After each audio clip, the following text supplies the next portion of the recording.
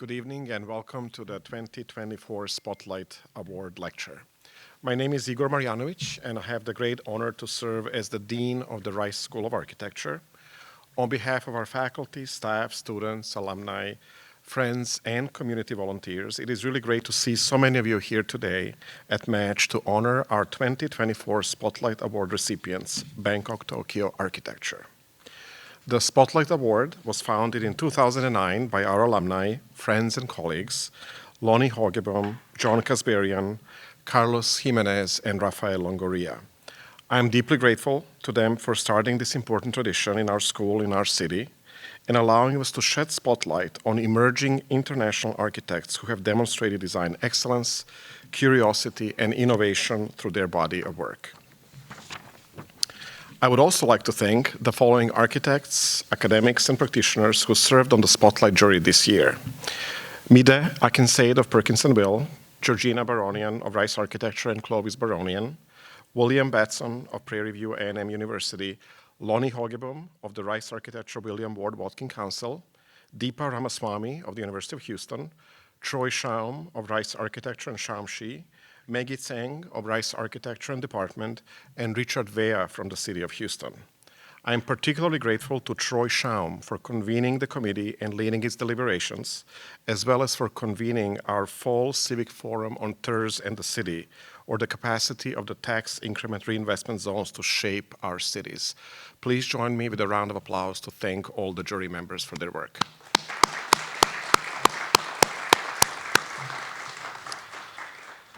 So the winner of the 2024 Spotlight Award, as it was announced already, is the Bangkok Tokyo Architecture, founded in 2017 by Wtanya, Chanvitan, and Takahiro Kume. The office highlights local building practices in Thailand by exposing and modifying their internal frameworks and drawing on their sustainability. With an emphasis on the fluid relationship between interior and exterior spaces, the firm combines ephemeral materials and pared-down tectonic elements to create striking contemporary designs that consider the movement of air, light, water, and people through their spaces. In their project, for example, Folly in the Forest, Bangkok Tokyo Architecture created a semi-outdoor structure composed of steel pipes, elevated platforms, and an inclined roof of fallen leaves gathered from the surrounding areas. This market and gathering space embraces the local centuries-old practice of gathering leaves to thatch homes, which also reduces forest fires in the dry season. Because it is a kit of parts drawing on regional materials and practices, its design is both site-specific and can be replicated internationally. Wtanya earned her Bachelor's of Architecture degree from the King Mongkut University of Technology, Thonburi in Bangkok, and her Master of Architecture from Musashino Art University in Tokyo. She has taught at the School of Architecture and Design, King Mongkut University of Technology, Thonburi, and currently teaches at the International Program in Design and Architecture at Chulalongkorn University in Bangkok. Takahiro earned his Bachelor and Master's of Architecture degree from Ritsumeikan University in Kyoto, Japan, and has taught at the School of Architecture and Design, also at King Mongkut University of Technology, Thonburi in Bangkok. Wtanya and Takahiro's work and life journey is a testament to the global nature of architectural practice today. It is also a reminder that Rice Architecture is an international school and that the city of Houston is a global and cosmopolitan city.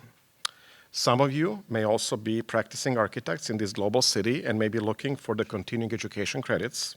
If that's the case, please make sure to see Tara and sign up for the continuing education credits so you can remain registered here in Texas. After the talk tonight, Assistant Professor Georgina Baronian from Rice Architecture will kick off the Q&A portion of this evening, and we will open it to the audience shortly thereafter for a conversation Q&A.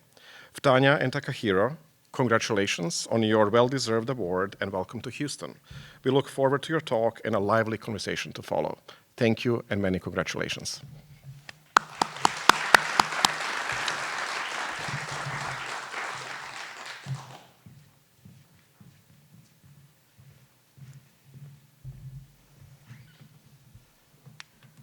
Thank you very much, Igor, for the introduction. We are very, very honored to be here and to be receiving this award from Rice University. Today, through this lecture, we want to be discussing and reflecting upon our first 6 years of practice. We are interested in state of becoming.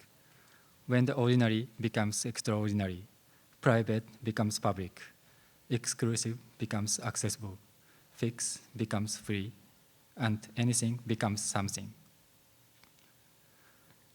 Architecture for us is a medium for creating these conditions of openness. How can we liberate architecture born from context, from its own context? That is a question we often ask ourselves when we start thinking about a project.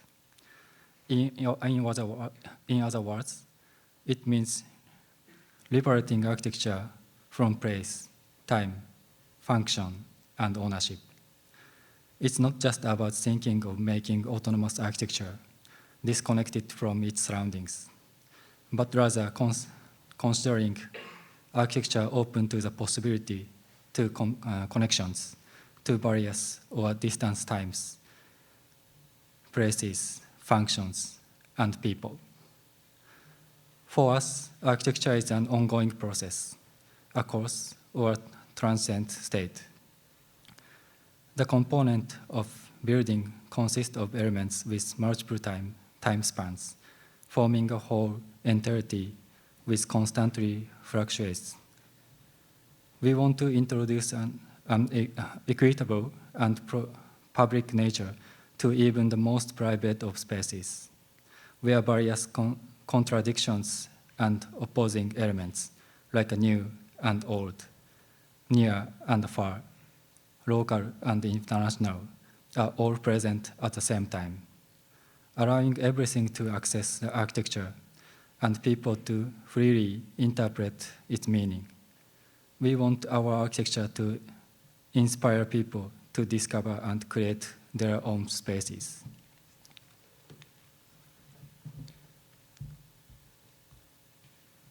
This is a photo from a trip we took right at the beginning of our practice in 2017, taken in Ranthambore Valley, Nepal, 2 years after the earthquake. It shows a tea house built against a large rock on the mountainside. Locals do this to protect the hut from falling debris. Furniture was then placed in front of the hut. Locals provided tea and conversation to hikers. The rock is almost integrated with the hut. Inside the rock wall is used for hanging shelves, and as a back wall for the stove. What interests us is thinking about the beginning of this space. The rock in the mountains create a space around it, not through walls or physical boundaries, but only through the necessity of its existence.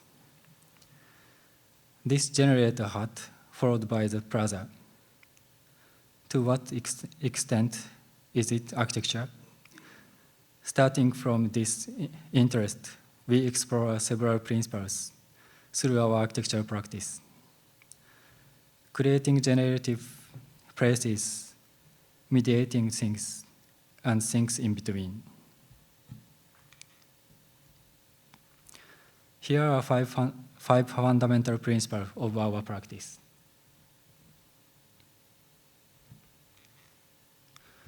Familiarity of materials and systems.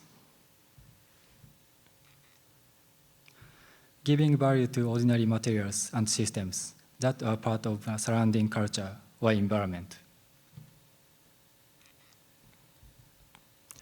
This approach finds beauty in the commonplace, making architecture that reflects everyday surroundings. Open-ended structure. Creating versatile structures that facilitate diverse interpretations, where the boundary of function and form remain fluid. Structures that are often open to interpretations, not strictly defined or limited. a form which can adapt and evolve with uses over time. Durability and transience. Counterbalancing permanence with ephemerality, creating a lasting system that allows for constant change of its components. This may be about balancing durable structures designed for longevity, but could be easily repurposed.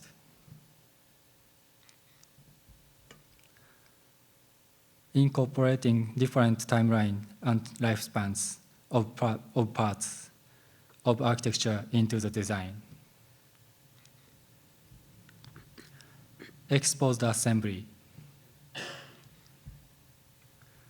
Revealing the natural assembly of things.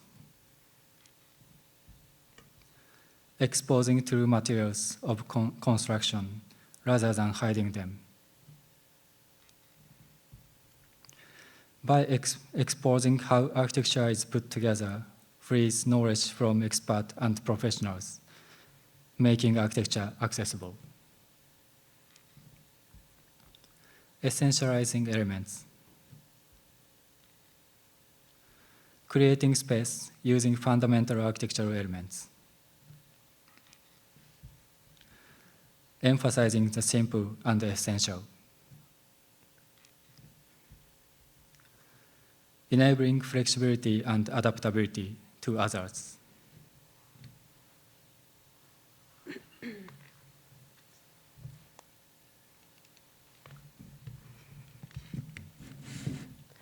House K. Revealing origins, becoming accessible.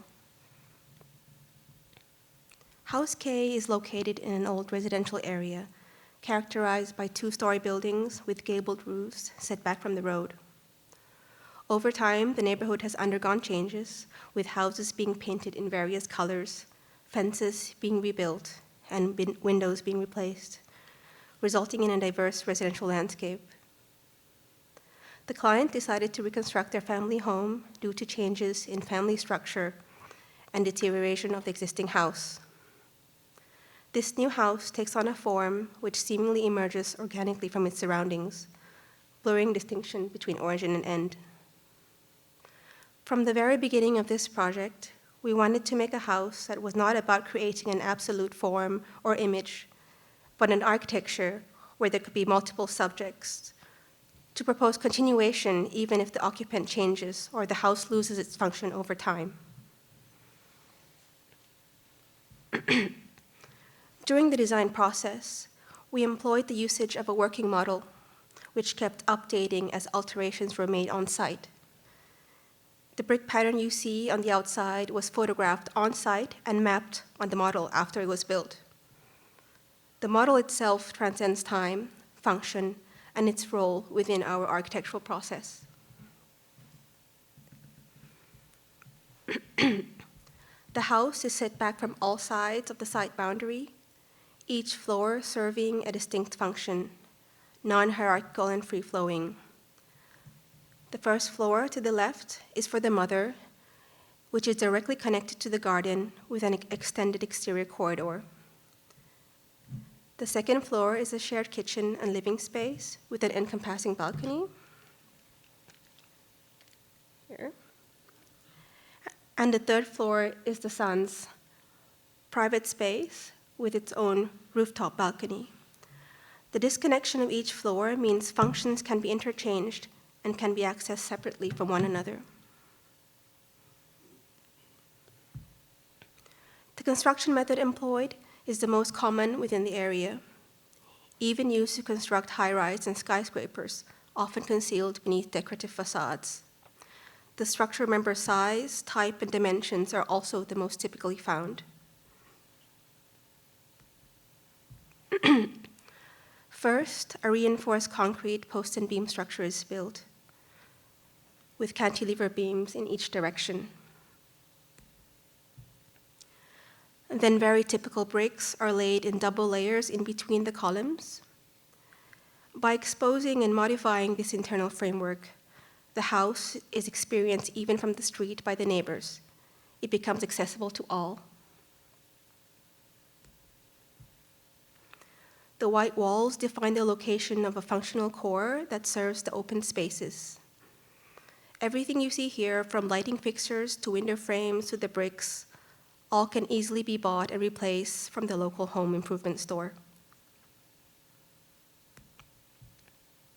The first floor is defined by a surrounding corridor which is connected to the outdoor spaces and the garden. On the east balcony of the second floor, a large sunscreen curtain is installed to create more privacy from the view of neighboring houses and provide an element of softness. This material is the same as that of a car cover. We worked with a curtain designer who designed and stitched it for us by hand. The pattern is inspired from a skirt pattern, which means that it's more narrow towards the top and is wider at the bottom, creating more movement when the wind blows. The top connection is made of a mosquito net, which gives it a detached connection of the soft element from the rigid beam of the concrete. Projecting beams on all sides create an entry for natural light into the interior core, and also becoming shared spaces such as corridors and balconies, and provide connectivity, and most importantly, offer potential for future expansions.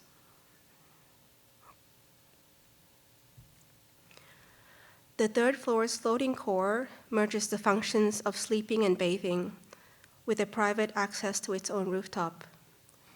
The house's composition has a very clear order, but without differentiation between materials of interior and exterior spaces. Bricks are piled onto the concrete frame. The steel sashes are installed from the outside in the gaps created by the bricks. The house honestly displays its assembly, showing how things are put together, allowing people to understand and discover potential of their own living spaces. Differing roles of architectural elements are detached from one another, creating a fragmented but continuous entirety.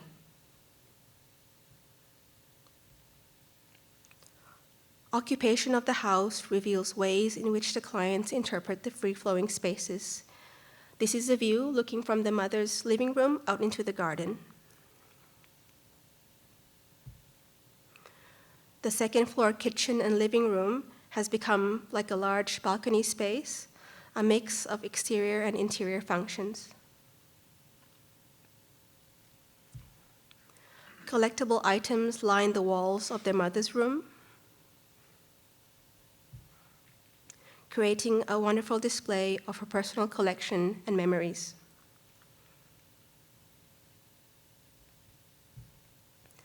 Folly in the forest,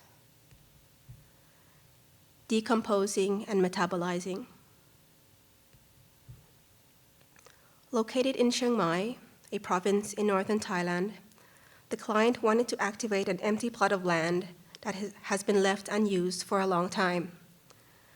The semi-outdoor structure is a place for locals to relax together. On weekends, it transforms into a vibrant marketplace. Its simple composition consists of an inclined roof made of layered leaves, supported by a steel pipe grid frame and elevated platforms. The leaves come from a type of tree that is native to northern Thailand, Myanmar, and parts of Cambodia. For centuries, locals have been gathering these fallen leaves to thatch their homes, a tradition which helps reduce forest fires during the dry season. Because of the nature of the size and shape of the leaves, they are often placed on very steep gable roofs, which are often associated with vernacular architecture of the area. Our idea was to use the leaf in a way that would free it from this context. The plan is uncomplicated: a geometrically shaped roof on top of a 2x2 grid with clusters of raised platforms.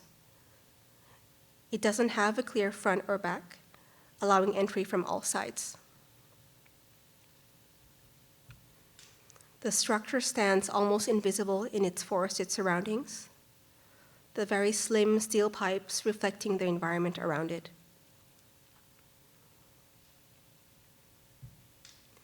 Each component is no longer than 3 meters.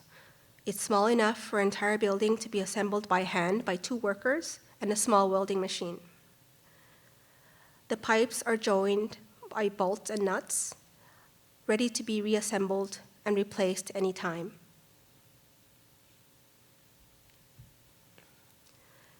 Everything is constructed entirely by repetition of common materials and assembled by hand. The leaves are individually folded and strung onto pieces of bamboo before being layered again onto hand-tied steel mesh layer. The entire structure can be regenerated by replacing individual parts and materials as needed. Inside, people are free to circulate through the street-like pathways created from the elevated platforms.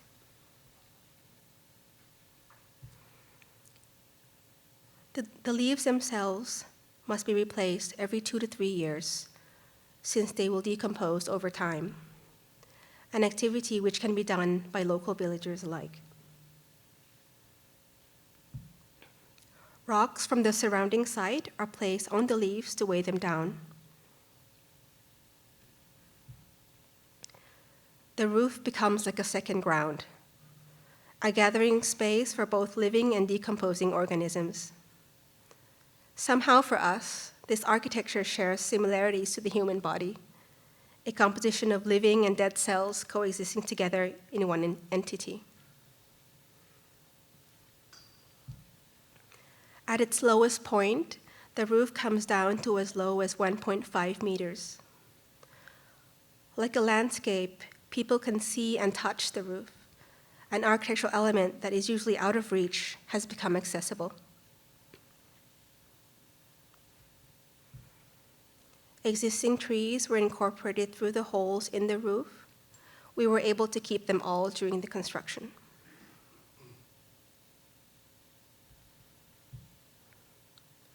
From underneath, the roof's folded structure is revealed, resulting in a neatly lined leaf ceiling. The opposing natural roof and industrial steel skeleton make the architecture both local and universal, allowing all things to coexist and creating a space that is open to all.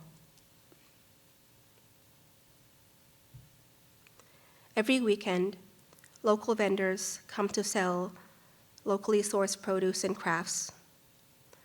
The elevated platforms are used as selling and seating spaces. Height of the selected furniture reflects the roof height, making people feel close to the ground and the roof at the same time.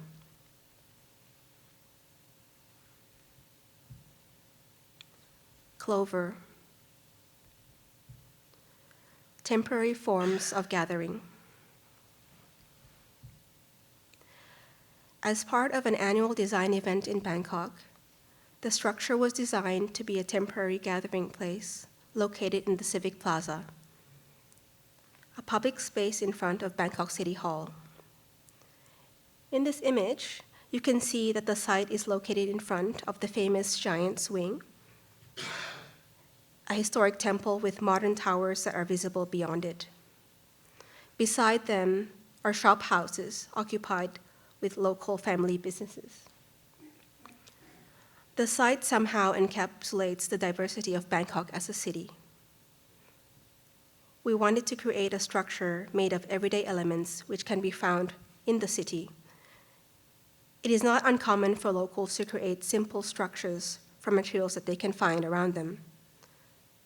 For example, you will find that a street vendor might use leftover water pipes and plastic sheets tied together to extend a portion of his canopy. Not only exploring architecture, which seems to grow wildly from an urban context, temporary, organic, and self-generated, we also wanted to create shade, which to us is the most minimum form of the public space within this tropical context.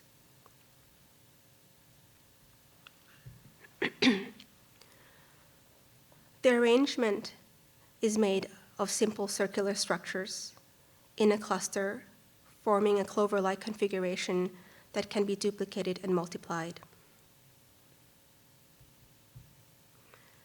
Line columns of differing heights make varieties of spaces, separate but together.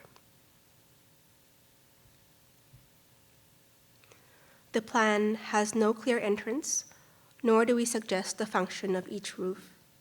Instead, our intention is to encourage the interpretation of the different heights and scales freely.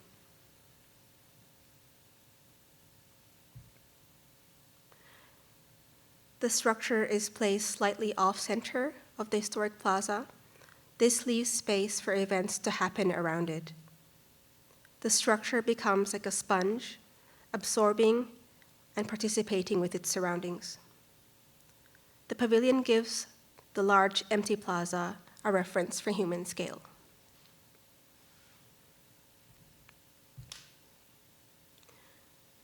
The structure itself are steel pipe columns and beams differing in height and length. Because we weren't able to dig underground, the foundations, as you see here, are sandbags of varying weights. The higher the column, the heavier the sandbag.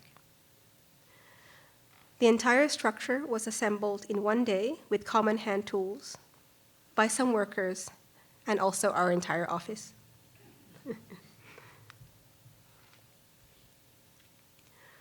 The white fabric is agricultural netting, which is commonly used as sun shading for plants and animals in rural areas.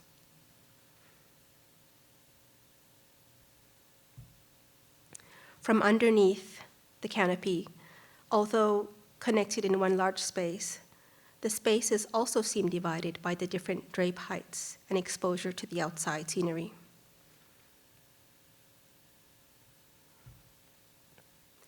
Here, the view of the very elaborate temple is trimmed by the white, abstract form created by the roof drapes. At night, the solar-powered lights placed on top of the columns turn on and off depending on the movement of people. The entire pavilion is not connected to any electricity, so can potentially be moved anywhere around the city.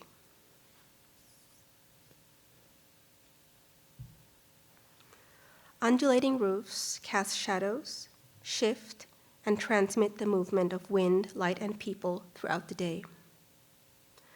After the event ends, the parts could also be easily disassembled and reconstructed separately into other forms for various purposes.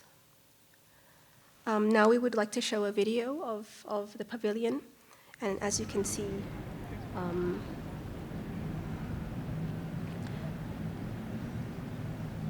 we interpret this movement as a temporary form because the movement is made by people, air, and the sun. For us, this fluidity of spaces and usage is something that is often found as a shared characteristic in many Asian cities.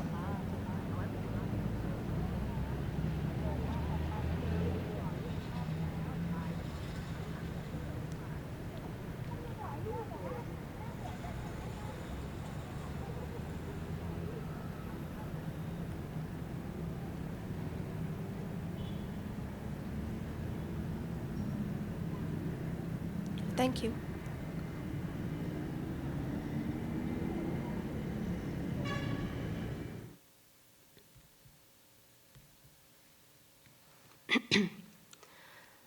Dadat Market. The adaptive grid. In Thailand's hot climate, after the sunset and the temperature gets cooler, making the streets come alive with the colorfully lit tents and food stalls of local merchants. Markets are a part of every day in Thailand. This project celebrates this spontaneous phenomenon, creating floating structures of light in the nighttime cityscape. Situated in front of a local mall in Nakhon Ratchasima, a flourishing province in northeastern Thailand, the market offers a diverse array of goods. The client requested for us to design a temporary market which would operate in this location for 1 year before relocating to another location which was undetermined at the time.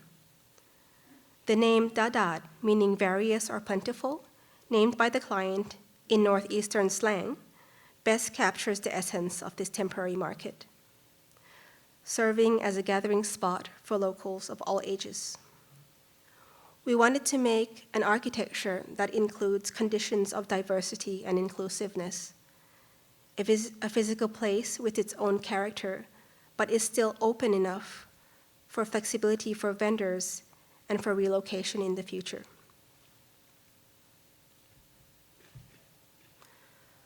The plan is an open grid of 2x2 span structures combined into clusters of different units.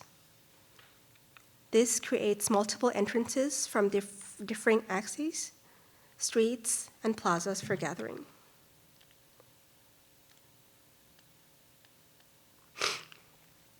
The checker pattern allows it to be easily adjusted to any site. The individual unit's configuration maximizes corner stalls, creating more exposure for the vendors. Designed to be like a skeletal frame on the bottom, a floating light box on the top, the levels of human and non-human are clearly differentiated. The structure itself can be easily dismantled and reassembled. Interestingly enough, we only had one set of drawings for the construction of this market, so it means that the workers were just copying off each other as they were making more and more units. It consists of repetitive pipe members and clamps, similar to those of a typical scaffolding system, which means it can be constructed by even the most unskilled labor.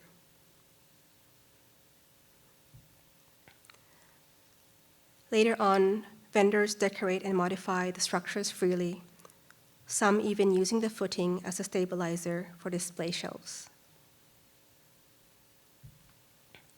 Various materials are used for dividing the spaces. Oftentimes, more than one grid can also be joined together into one shop.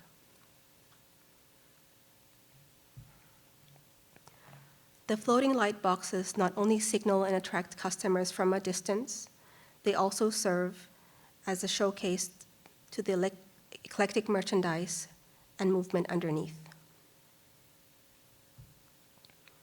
Once occupied, the layout creates a microcosm of little plazas and alleyways. With open spaces for people to rest and gather, the market is not only a place for buying and selling, but also a social space.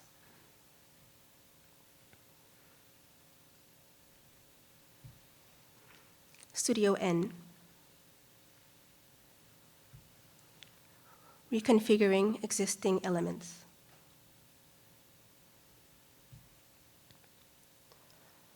A typical row house, which used to belong to the client's grandmother, was renovated to serve as a studio for an artist.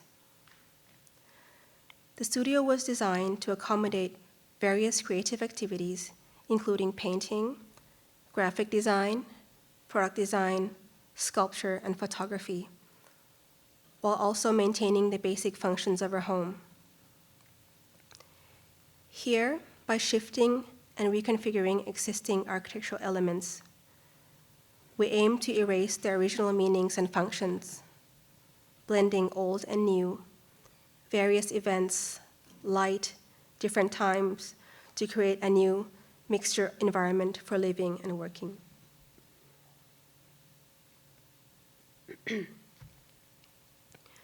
The original house had the typical plan of a Thai row house, a contemporary typology in Thailand that can be found anywhere.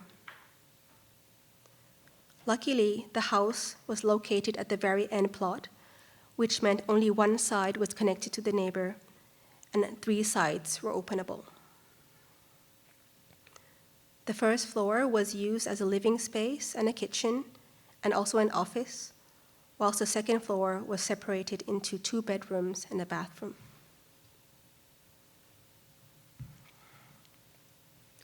Instead of assigning separate spaces for each function, we envisioned a large, unevenly designed one-room space. Specifically, we took down all the interior walls, expanded the existing first floor exterior walls, offsetting them and adding skylights. In the second floor, we opened an off-centered opening, which would look down onto the first floor, exposing the column and beam structure and creating a centralized access for the home studio. During the construction, the newly created opening instantly connects the spaces above and below and towards the outside. To our surprise, the revelation of very, very thin floors created an even more closer connection between the 2 spaces. Light from the newly introduced skylight and opening generate diverse spaces within the working space below. The added wall creates a long space flooded with light. Introduction of many new entrances through full-height windows on the first floor introduces new connections to the surrounding areas of the house. The shifted wall makes a perfect space for supporting functions such as the kitchen. The second floor's existing windows were kept. With the boarded up white interiors, it makes an abstract white space in contrast to the first floor. The first floor serves as a working space for creating art. The newly created openings introduce a variety of environments throughout the house, creating diverse spaces. The second floor walls reflect light from the light above, creating a sky-like relationship to the first floor. Curtains are used to divide the spaces on the second floor, which is sometimes used for sleeping on late nights, and occasionally becomes a gallery that overlooks into the garden through the new atrium. The furniture are movable and functions as space dividers, which could be moved depending on the usage of the first floor.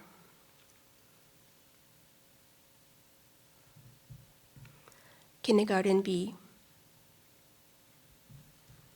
Architecture built together. This recently completed project was done as a part of a summer course in Chulalongkorn University's International Program in Design and Architecture. Along with 10 undergraduate students, we designed and renovated a kindergarten building in an underprivileged community in northeastern Thailand. A project which was built mainly with donated funds and materials. In this project, our main task was bringing people together from inside and outside the community, find potential within the existing, and explore an alternative way in which architecture could serve these communities.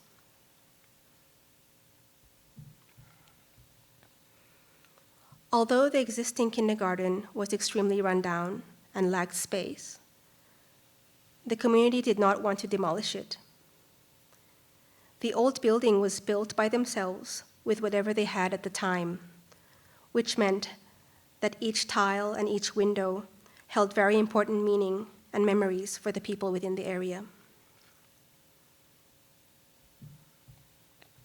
Our strategy was to improve and build upon what existed, keeping the meaningful elements for the community, extending the classroom to provide more space, whilst replacing the most problematic part of the building which was the leaking and poorly built roof.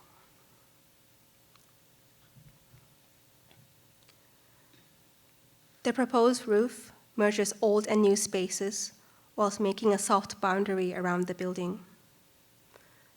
The new columns independently support the roof, suggesting possible reconfiguration of the spaces beneath for future extensions. New entrances are introduced to create multiple circulations. A flow of air and light also activate the spaces around the building. Underneath this roof are interior spaces divided into two distinct rooms, one more enclosed, the other open and flooded with natural light. On the floor, old and new tiles are both visible, showing areas which have been rebuilt or extended, displaying different timelines of different donated materials.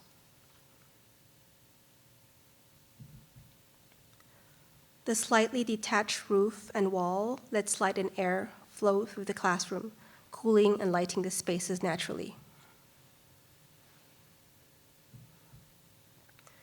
The uneven roof shape creates varied connections between inside and out. Pattern on the walls are kept since they were designed and painted by the community themselves and an important part of the existing building's character. The new roof completely opens the building to the surrounding school grounds and existing classroom buildings. The roof generously extends on all sides, casting shadows for children to play away from the heat. The curved eave space welcomes and opens the school to its surroundings, making it seem accessible from all directions. Even the play objects seen in this image have been donated as a part of this project. Playful shadows are cast on the new wall. The deep eave space can be utilized and accessed by anyone at any time. School events are now held underneath the extended eaves, including community festivals, which are also held around the building.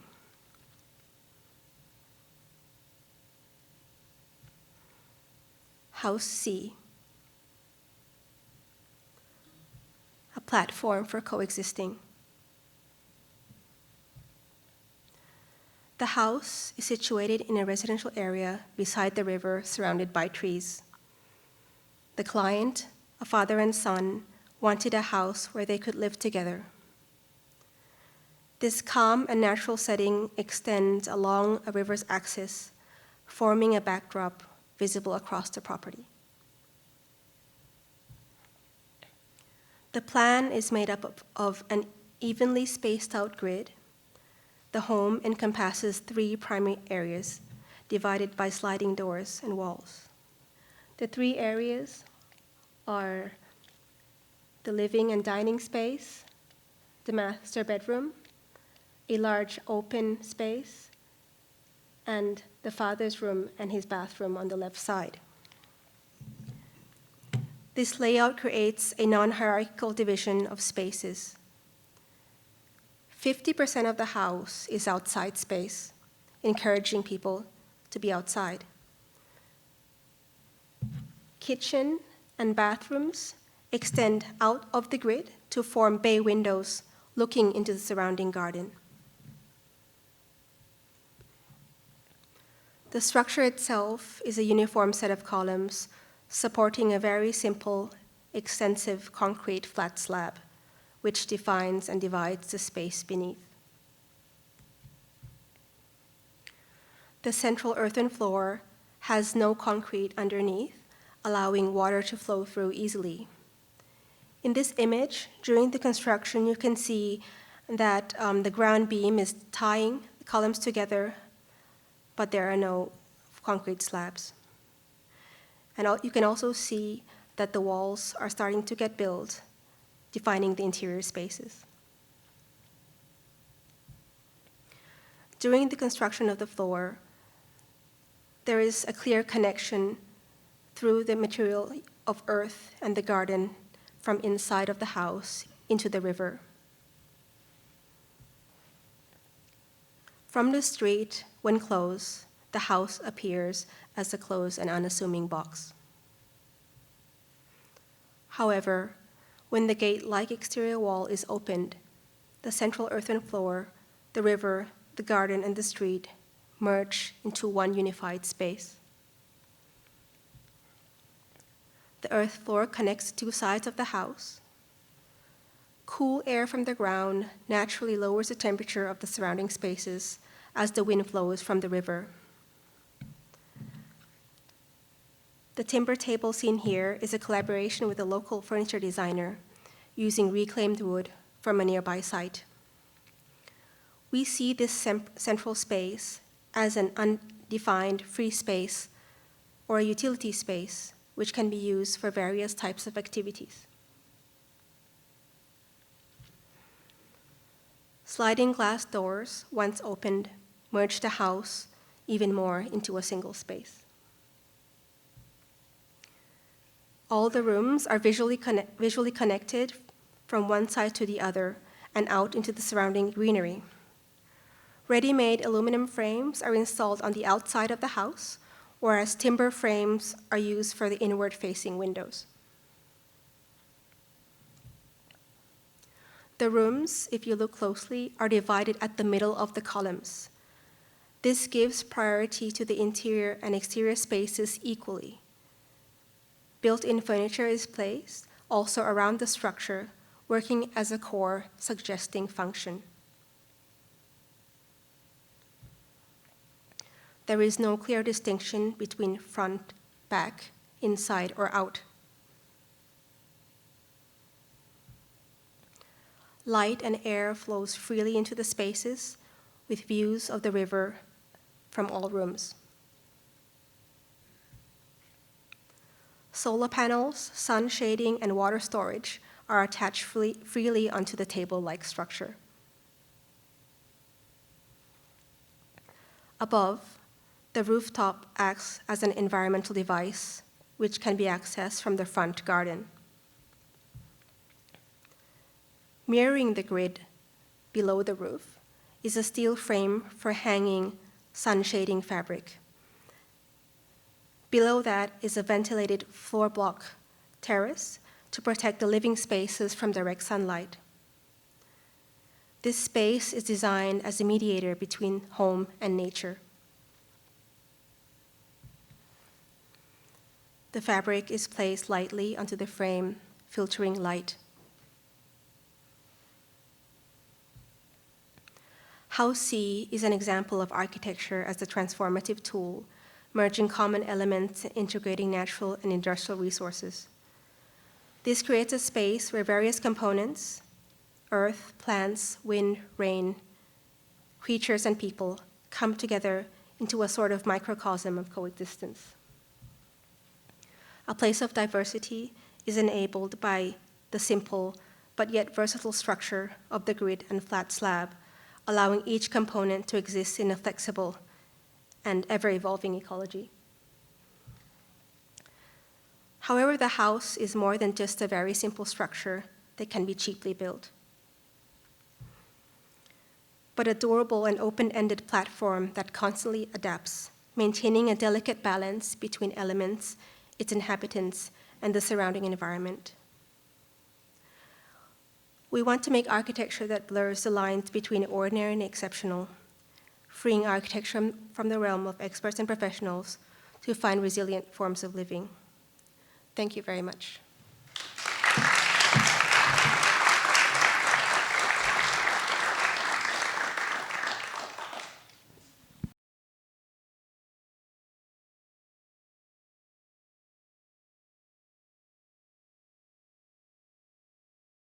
Thank you both for such a beautiful lecture. On behalf of the committee, I'm so glad that you can join us in Houston and accept this Spotlight Award. So congratulations again, and thank you for making the trip. Thank you very much.